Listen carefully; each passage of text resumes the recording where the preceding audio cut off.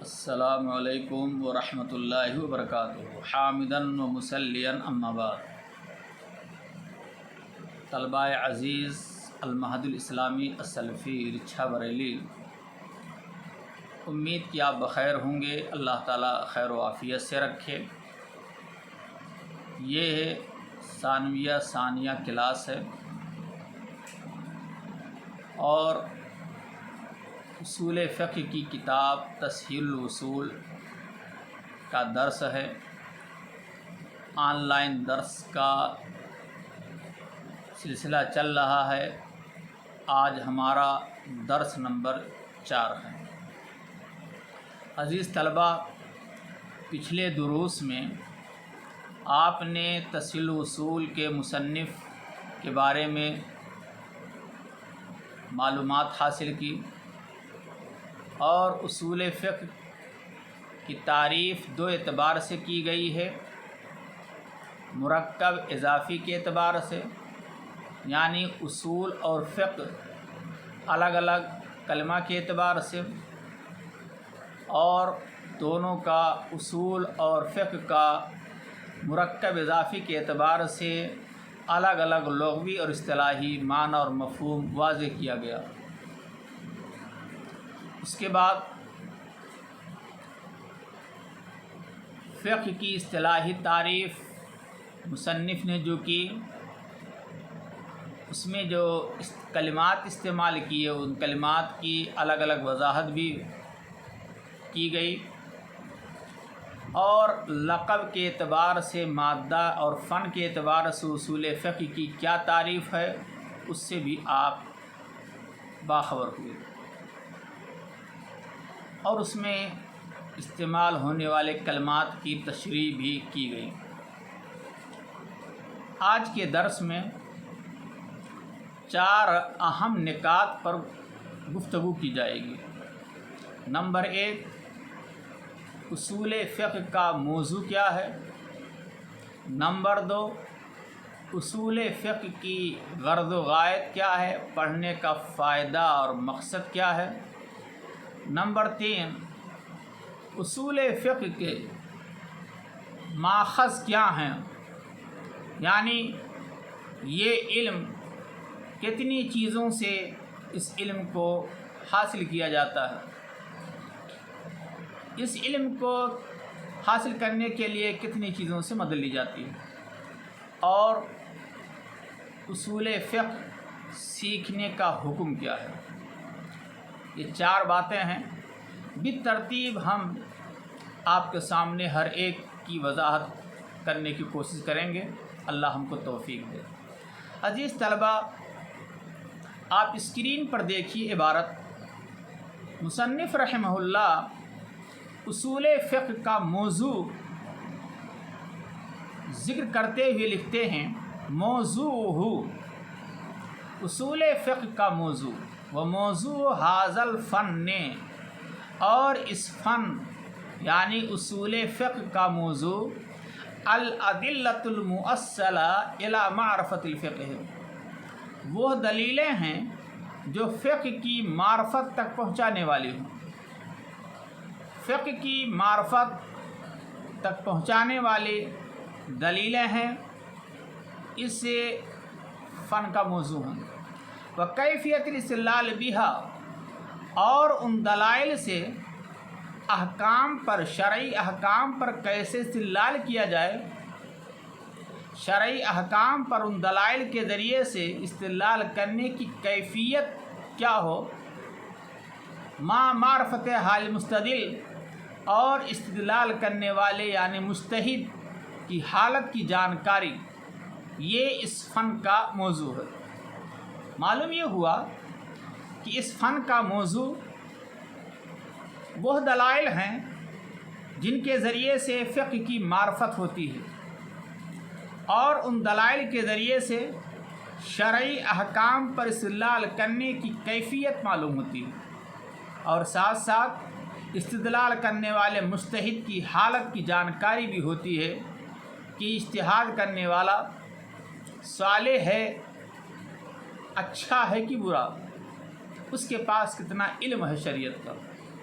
تو علم اصول فقہ کا موضوع وہ دلائل ہیں جس سے فقہ کی معرفت حاصل ہو اور ان دلائل کے ذریعے سے شرعی احکام پر استدلال کرنے کی کیفیت معلوم ہو، ساتھ ساتھ استدلال کرنے والے یعنی مجتہد کی حالت کی جانکاری بھی ہو۔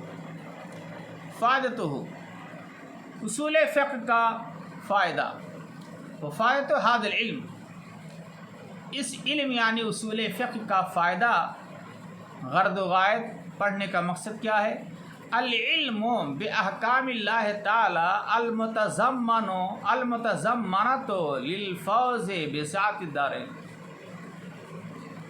یعنی اللہ کے ان احکامات کے متعلق معرفت حاصل کرنا جو دونوں جہان کی سعادت کے ساتھ کامیابی کو شامل ہے، یعنی اللہ کے احکامات کی جانکاری جن پر عمل کر کے دنیا آخرت دونوں جہان میں ہم سرخرو ہو سکے، کامیاب ہو سکے، یہ اس علم کے پڑھنے کا حاصل کرنے کا مقصد ہے۔ استمداد ہو اصول فقہ کا فائدہ ہو گیا، اصول فقہ کا مدد حاصل کرنا، استمداد مدد حاصل کرنا، یعنی اصول فقہ کن چیزوں سے، اصول فقہ کا علم کن چیزوں سے حاصل ہوتا ہے؟ وَيَسْتَمِدُّ هَذَا الْعِلْمُ مِنْ ثَلَاثَةِ أَشْيَاء، اصول فقہ تین چیزوں سے مدد حاصل کرتا ہے، وہ تین چیزیں یہ ہیں۔ نمبر 1 علم اصول الدین، اصول دین کا علم۔ اصول فقہ کے لیے اصول دین کا علم ضروری ہے۔ اصول دین سے مراد توحید شریعت ہے، یعنی اللہ کی معرفت، رسول کی معرفت، لتوقف الادلۃ الشرعیہ علی معرفت الباری جل وعلا، اس لیے کہ اللہ تعالیٰ کی معرفت اور مبلغ اسلام محمد صلی اللہ علیہ وسلم کی سچائی کی معرفت پر شرعی دلیلیں کیا ہیں، وہ شرعی دلائل کیا ہیں جس سے اللہ کی معرفت حاصل ہو، رسول اکرم سچے نبی ہیں یہ جانکاری حاصل ہو، یہ علم اصول دین کہلاتا ہے۔ وہما مبینان فیہا مقررہ ادلتہما فی مباحث، اور یہ بتا رہے ہیں کہ یہ دونوں توحید اور رسالت، یہ دونوں توحید اور رسالت مبینان فیہ، اس میں یعنی اصول دین میں بیان کیے گئے ہیں، مقررات و ادلتہا فی مباحث، اور ان کے دلائل ان کی بحثوں میں مقرر ہیں، یعنی کوئی بھی مسئلہ ہوگا دلیل قرآن اور حدیث سے لی جائے گی۔ نمبر 2 علم اللغت العربیہ، عربی زبان کا علم، عربی زبان کا جاننا، لأن فهم الکتاب والسنہ والاستدلال بہما متوقفان علی معرفتہما، کہتے ہیں اس لیے کہ کتاب و سنت کا فہم، کتاب و سنت قرآن و حدیث کا جاننا، والاستدلال بہما، اور ان دونوں سے استدلال کرنا، کتاب و سنت کا فہم اور ان سے استدلال کرنا، یہ دونوں چیزیں کیا ہیں؟ متوقفان علی معرفتہما، یہ دونوں چیزیں موقوف ہیں اس پر، علی معرفتہما، علی معرفتہا، ہا ضمیر کا مرجع اللغۃ العربیہ، عربی زبان کے جاننے پر۔ کیوں؟ اذ ہما عربیان، اس لیے کہ یہ دونوں چیزیں قرآن اور حدیث یہ عربی زبان میں ہے، اس لیے عربی زبان کا جاننا ضروری ہے، تبھی شرعی احکام معلوم ہو سکتے ہیں اور فقہ حاصل ہو سکتا ہے۔ نمبر 3 الاحکام الشرعیہ من حیث تصورھا، احکام شرعیہ کا تصور کرنا۔ کیوں؟ لأن المقصود اثباتھا او نفیھا، اس لیے کہ مقصود ان احکام کو ثابت کرنا یا ان احکام کی نفی کرنا ہے. وغیر المتصور لها لا يتمكن من ذلك، اور جن چیزوں کا تصور ہی نہ ہو تو انہیں ثابت نہیں کیا جا سکتا. لأن الحکم علی الشیء فرع عن تصورہ، اس لیے کہ کسی چیز پر حکم لگانا اس کے تصور کی فرع ہے. مفہوم یہ نکلا کہ پہلے اس چیز کا تصور ہوگا پھر اس پر حکم لگایا جائے گا. ایسا نہیں کہ تصور ہی نہ ہو اور اس پر حکم لگا دیا جائے. حکم ہو اصول فقہ کا حکم و حکم تعلم اصول فقہ ہے و تعلیم ہو و تعلیم ہی فرض کفایہ، اور اصول فقہ کا سیکھنا اور سکھانا یہ فرض کفایہ ہے. فرض کفایہ کا مطلب یہ ہے کہ کچھ لوگ اگر سیکھ لیں تو سب کی طرف سے کفایت کر جائے گا. تو عزیز طلباء، آج کے درس کا خلاصہ یہ ہوا کہ اصول فقہ کا موضوع وہ دلائل ہیں جو فقہ کی پہچان کراتے ہیں اور ان دلائل سے احکام پر استدلال کرنے کی کیفیت بتلاتے ہیں. ساتھ ساتھ استدلال کرنے والے مجتہد کی حالت کی جانکاری بھی دیتے ہیں. فائدہ اصول فقہ کا فائدہ ان احکام کا علم حاصل کرنا ہے جو اپنے اندر دونوں جہان کی سعادت کے حصول کو سموئے ہوئے ہیں. ماخذ اصول فقہ کے 3 ماخذ ہیں. نمبر 1 اصول دین کا علم، نمبر 2 عربی زبان کا علم، نمبر 3 احکام شرعیہ کا تصور. اصول فقہ حاصل کرنے کا حکم کیا ہے؟ اصول فقہ کو سیکھنا اور سکھانا یہ فرض کفایہ ہے. اصول فقہ کا ایک بات اور آتی ہے کہ اصول فقہ کا موجد کون ہے، واضح کون ہے.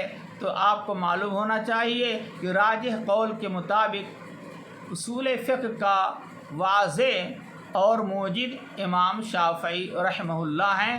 سب سے پہلے ایک مستقل فن کی حیثیت سے امام شافعی نے اصول فقہ کو جمع کیا اور ایک رسالہ لکھا. یہ الرسالہ نامی ایک کتاب لکھی جس میں فقہ کے اصول اور قواعد کو ذکر کیا. پھر امام احمد بن حنبل نے اطاعت رسول پر ایک کتاب لکھی اور دوسری کتاب ناسخ اور منسوخ پر لکھی اور تیسری کتاب علل پر لکھی. اس کے بعد علماء نے اس فن میں مدلل کتابیں تحریر کی اور انہوں نے اس فن میں کے بارے میں مختلف کتابیں لکھی جن میں سے بعض غیر منظوم، بعض منظوم، بعض مختصر، بعض مطول تھی، حتیٰ کہ اصول فقہ ایک مستقل فن بن گیا اور اس کی اپنی شاخیں اور امتیازات. عزیز طلباء، یہ چند باتیں تھیں جو آج کے درس میں نے ذکر کی. اللہ رب العالمین سے دعا ہے کہ اللہ تعالیٰ آپ کو درس غور سے سننے سمجھنے کی توفیق عطا فرمائے اور جو باتیں آپ سمجھیں پڑھیں اس کو یاد کرنے کی بھی اللہ توفیق دے. آمین. والسلام علیکم ورحمۃ اللہ وبرکاتہ.